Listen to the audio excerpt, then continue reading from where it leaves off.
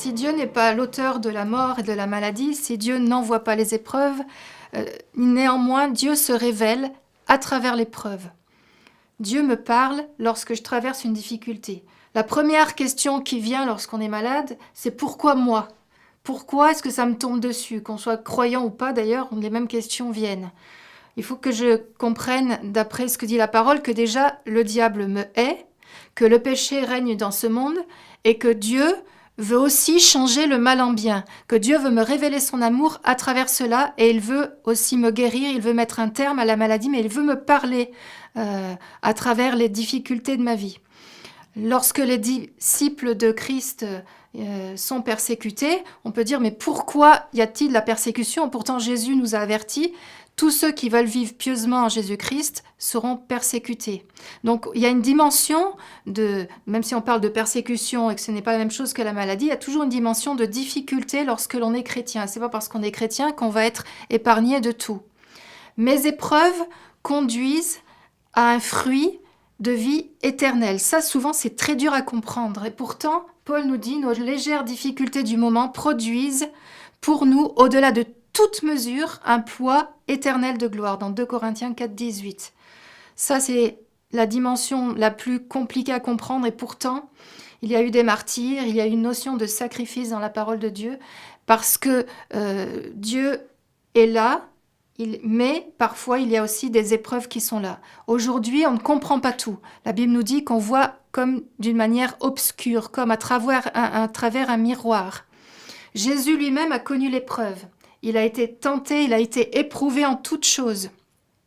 Donc si Jésus, qui est notre modèle, a été éprouvé, a été persécuté, nous pourrons l'être aussi. Si Jésus a été fatigué, nous pouvons l'être aussi. Parfois, on veut vivre des miracles, on veut vivre des délivrances, mais on oublie que les miracles et les délivrances arrivent toujours dans un contexte de crise. Par exemple, le peuple hébreu s'est retrouvé devant la mer Rouge. La mer Rouge s'est ouverte, mais avant, ils avaient peur d'être tués par les Égyptiens qui les poursuivaient.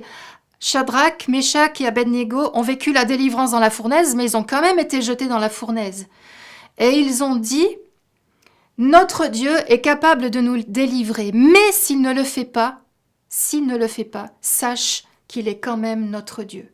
Et c'est là que la foi entre en jeu. Lorsque je ne comprends pas tout, lorsque je ne sais pas tout, et parfois il est très dangereux de vouloir tout expliquer, je sais quand même que Dieu est là. Et lorsque je traverse une difficulté, lorsque je suis dans un problème, je dois avoir cette foi que même si la difficulté ne disparaît pas immédiatement, même si l'épreuve est là, même s'il y a une sorte de persécution qui est là contre moi, Jésus est toujours là. Je voulais vous partager un dernier mot de mon témoignage, puisque j'en ai parlé rapidement au début de cette série. J'ai vécu une dizaine d'opérations et j'ai frôlé la mort.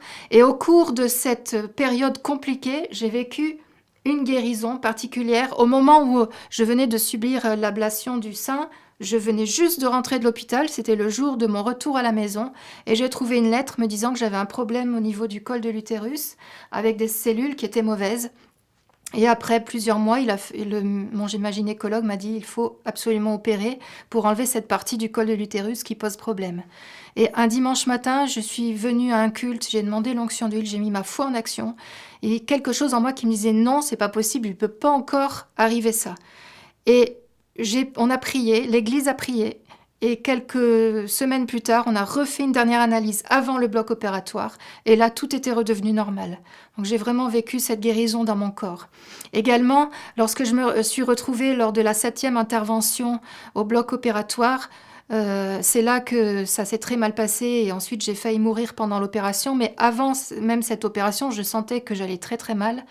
Et j'avais le psaume 23 qui m'est revenu en tête. « L'Éternel est mon berger, je ne manquerai de rien. » Lorsque je marche dans la vallée de l'ombre de la mort, je ne crains aucun mal, car tu es avec moi. Et j'ai dit à Dieu, oui, avec moi, mais où es-tu ? Et à ce moment-là, un chirurgien que je ne connaissais pas s'est penché au-dessus de moi et sur sa blouse, il était marqué Emmanuel. Emmanuel qui veut dire Dieu avec nous. Et je sais qu'il m'a gardée, il m'a donné cette paix-là est venue en moi. Je sais que tout au long de cette épreuve que j'ai traversée, même s'il y a eu des crises, même s'il y a eu des pleurs et des doutes, j'ai toujours eu cette certitude que Jésus était avec moi et sa paix ne m'a jamais quittée.